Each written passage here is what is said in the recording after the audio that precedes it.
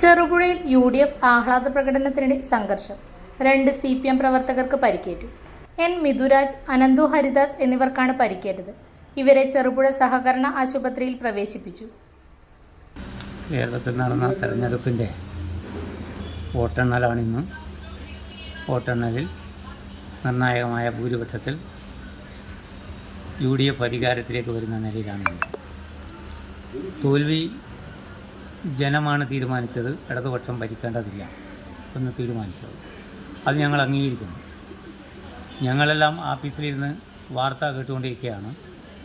നമ്മുടെ 2 DYFIയുടെ ചെറുപ്പക്കാർ ഭക്ഷണം കഴിക്കാൻ വേണ്ടി താഴെ പുതുവാള ഹോട്ടലിലേക്ക് പോയി. പുതുവാള ഹോട്ടലിൽ പോയി ഭക്ഷണം കഴിച്ച് തിരിച്ചു വരുമ്പോഴാണ് UDFൻ്റെ പ്രകടനം താഴോട്ടേക്ക് പോകുന്നതായി മനസ്സിലായത്.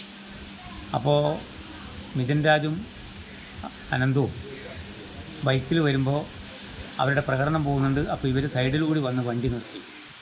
വണ്ടി അവിടെ നിർത്തി വെക്കുന്നത് അവർക്ക് ഇഷ്ടപ്പെട്ടില്ല. അവർ 2 പേര് വന്ന് ആദ്യം ബൈക്കിന് അവരുടെ ഹെൽമെറ്റ് ഉപയോഗിച്ചിട്ടാണ് അടിച്ചത്. തലക്കും കൈക്കും എല്ലാം നല്ല പരിക്കാണ്. 2 പേരെയും അടിച്ചു. അടിച്ചത് ആകുമ്പോഴത്തേനും അവർ കൂട്ടത്തോടെ വന്ന് ആക്രമിക്കുന്ന ഒരു നിലയുണ്ട്. എന്തോ കൊല്ലാനുള്ള പരിശ്രമമാണ് അവർ നടത്തിയത്.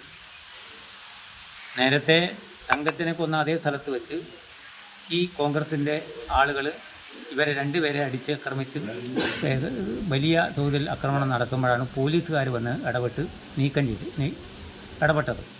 അപ്പോഴാണ് നിലവിളി കേട്ടത്. നിലവിളി കേട്ടപ്പോൾ ഞങ്ങൾ ഓടി ചെല്ലുമ്പോഴത്തേനും ഈ ഒരു അന്തരീക്ഷമാണ് കണ്ടത്. ഈ ഒരു വിജയം എന്ന് പറയുന്നത് സ്വാഭാവികമാണ്. 99 സീറ്റിലാണ് LDF കഴിഞ്ഞ തവണ അധികാരത്തിൽ വന്നത്. ചെറുപുഴയിലൊന്നും ഒരു പ്രശ്നവും ഒരു പ്രയാസവും ആർക്കും ഉണ്ടായില്ല. എന്നാൽ ഇന്നിപ്പോൾ UDF അധികാരത്തിലേക്ക് വരുമ്പോൾ വലിയ തോതിലുള്ള കുഴപ്പം നാട്ടിനകത്താകെ സൃഷ്ടിക്കുക എന്ന ഗൂഢമായ ഉദ്ദേശത്തിൻ്റെ ഭാഗമായിട്ടാണ് ഇന്ന് ഈ പ്രശ്നം നടത്തിയിട്ടുള്ളത്. അവരങ്ങോട്ട് ബൈക്കിന് വന്ന് അവിടെ വണ്ടി നിർത്തി അവരവരുടെ പാട്ടിന് പോകേണ്ടതാണ്. അവരെ പിന്നെ ആക്രമിച്ച് കീഴ്പ്പെടുത്താനോ എന്താണ് അവരുദ്ദേശിക്കുന്നത്? അപ്പോൾ കൊലപ്പെടുത്തുക എന്നുള്ളതാണ് ഉദ്ദേശം. അപ്പോൾ വലിയ തോതിലുള്ള ആക്രമണം നടത്തി കേരളത്തിലാകെ ഒരു ഭീകരാന്തരീക്ഷം സൃഷ്ടിക്കുക എന്ന ഉദ്ദേശം ഈ കോൺഗ്രസിന് UDFന് ഇപ്പോൾ ഉണ്ട്. അതിൻ്റെ ഭാഗമായിട്ടാണ് ഇവിടെ ആക്രമിച്ചത്. ഈ അക്രമം ഒരു കാരണവശാലും CPIM അല്ലെങ്കിൽ ഇടതുപക്ഷം അംഗീകരിക്കുന്നതല്ല.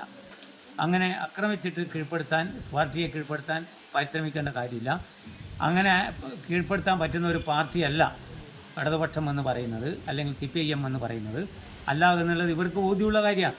അതുകൊണ്ട് ഏത് നിലയിലുള്ള ആക്രമണം വന്നാലും ഞങ്ങളതിനെ ചേർത്ത് പരാജയപ്പെടുത്തും.